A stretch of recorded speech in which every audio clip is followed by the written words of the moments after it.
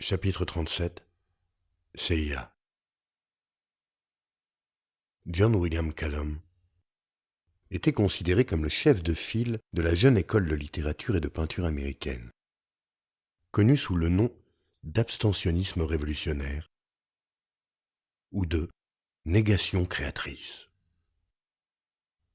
C'était un authentique génie qui se refusait à écrire une œuvre immense. Malgré les assauts incessants d'une inspiration impérieuse, il s'abstenait, donnant ainsi à son non-œuvre un profond contenu philosophique de refus et de protestation. Les jeunes écrivains abstentionnistes venaient auprès de lui en pèlerinage de tous les coins des États-Unis. Il ne leur disait rien et ils repartaient profondément impressionnés. Il était considéré comme le chef d'une Amérique d'avant-garde qui rivalisait dans le non-dire avec la non-pensée de la non-littérature européenne. Son silence littéraire atteignait la perfection artistique de l'absolu et était à ce point éloquent qu'on lisait clairement dans les blancs de son non-œuvre une révélation de la protestation humaine bouleversante dans sa non-expression. Il atteignait ainsi au sommet de la culture occidentale et était considéré comme son porte-parole spirituel face à l'obscurantisme matérialiste de la Chine et de l'URSS. Il y avait aussi chez lui un côté homme de la Renaissance, car il ne se limitait pas à la révolte littéraire, mais jouissait aussi d'un grand prestige dans la génération de peintres ayant tout naturellement succédé à celle du pop et de l'op, et connu sous le nom de top, ce qui voulait dire sommet en américain. Sa non-peinture, d'immenses cadres vides, qui exprimaient le néant de l'être, et, faisant apparaître le mur, indiquait à la fois les limites matérielles infranchissables dont l'inspiration humaine était entourée, en même temps que sa nature irrévocablement condamnée à relever des choses, c'est-à-dire de la matière, figurait dans tous les musées. Il avait écrit également de nombreuses pièces, sans texte, que les théâtres d'avant-garde représentaient sous le nom de non-happening, dans lesquels les acteurs immobiles regardaient les spectateurs jusqu'à ce que leur néant intérieur se communiquât à ces derniers. Callum était incontestablement un des interprètes les plus éloquents de son temps. Cohn marchait sur la plage, les yeux levés vers les nuages aux formes confuses que son regard s'amusait à recomposer, comme s'il eût été confronté à des centaines de thèses de Rothschild, forteresse de Saint-Jean d'Acre, après le carnage, Notre-Dame ayant mordu la poussière, tranchée de Verdun, où les crabes ressemblaient aux casques oubliés des soldats tués depuis longtemps, ville bombardée et miniaturisée pour le plaisir de l'œil, Pentagone réduit à des proportions agréables. Cohn put reconstituer ainsi, en marchant, quelques-unes des étapes illustres d'un tout autre parcours. Un phare très léger, soufflait avec juste la force qu'il fallait pour tirer les cocotiers de leur stupeur figée. Leurs ombres ondoyaient doucement sur la plage, sous un soleil qu'un nuage complaisant empêchait de transformer le sable en un miroir blessant pour l'œil. Des pêcheurs lointains dormaient dans leurs pirogues, et le surf était calme, se bornant à faire sur la barre quelques jolis effets de dentelle. C'était cette heure tranquille de Tahiti, vers 3 heures de l'après-midi, où l'on n'entendait plus le bruit des transistors. Les crabes gris fuyaient avec une rapidité d'éclair à son approche. Dans chacun de ces milliers de trous, il y avait un petit cœur battant de frousse. Cohn ôta ses baskets, les fourra sous sa ceinture et jouit du contact doux et frais du sable humide sous ses pieds. Marcher pieds nus dans le sable frais au bord d'un océan paisible était une joie dont il ne se lassait jamais. Aux abords du lit pierreux d'un mince torrent où finissait ce qui était, là-haut, une cascade, Cohn ayant contourné une pirogue brisée, faillit marcher sur un couple en train de faire l'amour. L'homme était un membre du Parti travailliste anglais, qui était venu à Tahiti pour l'Organisation mondiale de la santé. La Vainée était une des filles du plus gros marchand de légumes de Papeete. Cohn s'arrêta. « C'est bon ?» Le travailliste leva le nez. « Get the bloody hell out of here !» Foutez-moi le camp. Cohn hésita. Il était encore malgré tout intéressé par les affaires du monde. « Écoutez, Croyez-vous que l'Angleterre va réussir à entrer au marché commun? Dis donc, conne, gueula la fille. Je te permets pas de m'insulter? Con fut sincèrement étonné. Mais parce que je fais ça avec un pot pas, ça veut pas dire que je fais ça avec tout le monde? Marché commun toi-même, voyou. Tout ce que j'ai fait, c'était de demander poliment si... Asseyez-vous, mon vieux, dit l'Anglais, sans cesser d'œuvrer, en bon socialiste, à la construction d'un monde meilleur. Faites comme chez vous. Je serai à vous dans un moment. Con mâchonnait son cigare éteint. Vous n'auriez pas une allumette? Vous trouverez un briquet dans la poche droite de mon pantalon. Con se baissa. Il ne le sut jamais, mais ce geste lui sauva la vie. L'homme, qui tenait le fusil à lunettes au sommet de la colline, dans la cocoterie qui s'élevait à 200 mètres du bungalow de Bill Callum, avait déjà commencé à appuyer sur la détente. Il baissa le fusil et jura. « Oh hell !» dit-il. L'homme était un noir. Son compagnon, assis dans le sable, une paire de jumelles entre les mains, baissa également les bras. On n'en est plus à une minute près. De toute façon, il faut qu'il soit seul, pas de témoin. Il n'y a qu'à les bousiller tous les trois. Oui, eh bien, on n'est pas ici pour une partie de plaisir. Laisse-le venir plus près. Con était en train de fouiller dans la poche du pantalon. Il prit le briquet, se redressa, ralluma son cigare et fit quelques pas. « Le briquet, s'il vous plaît » réclama l'Anglais. Con fut impressionné par ce flegme tout britannique. C'était à croire que ce type-là avait un troisième œil, quelque part. « Est-ce que je peux faire encore quelque chose pour vous, mon vieux » demanda le travailliste. Con remit le briquet en place et s'éloigna. Son allusion pleine de tact au marché commun, n'ayant reçu qu'un accueil glacé, il n'allait pas maintenir sa candidature. La fille avait un beau cul, mais tant pis. Il s'éloigna. Le bungalow de Bill Callum était déjà visible dans son jardin de bananiers et d'ourous, sur une colline au-dessus de la plage. Le noir, qui s'appelait O'Hara et était un tireur d'élite, leva à nouveau le fusil à lunettes. Con, qui venait de se redresser, était à ce moment-là à moins de 25 mètres. À cette distance, utiliser la lunette pour un professionnel, c'était gâcher le métier. Il l'enleva, prit la tête de Con dans sa ligne de mire, visant à la tempe, au-dessus de la boucle d'or dans le lobe de l'oreille gauche, et au même instant, lâcha le fusil. Demeura une seconde ou deux debout, l'air vaguement étonné, puis s'écroula dans le sable.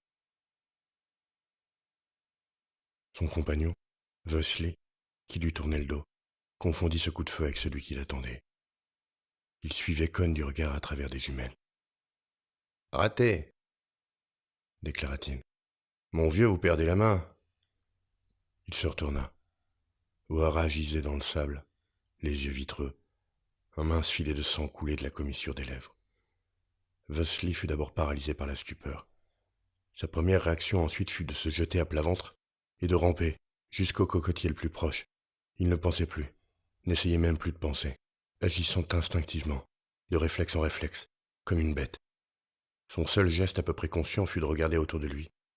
Il ne vit que des cocotiers clairsemés, trop minces pour cacher un tireur. Il chercha Con et aperçut ce dernier filant comme un lièvre parmi les arbres vers le bungalow de Callum.